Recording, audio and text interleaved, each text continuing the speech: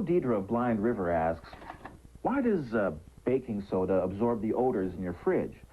Well, Joe, the correct term is adsorb, A-D-S-O-R-B, meaning the odor sticks to the baking soda as opposed to the soaking up action of absorption. Let me show you what I mean. You see, baking soda is a base. The bad smells in your fridge tend to be acidic, vinegar.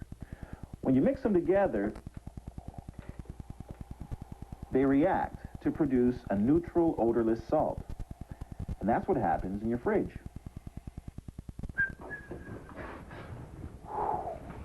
So, why does baking soda wear out? Well, after 3 or 4 months, so much salt is produced that it overtakes the baking soda and you have to replace it. Must have been that casserole. Ugh.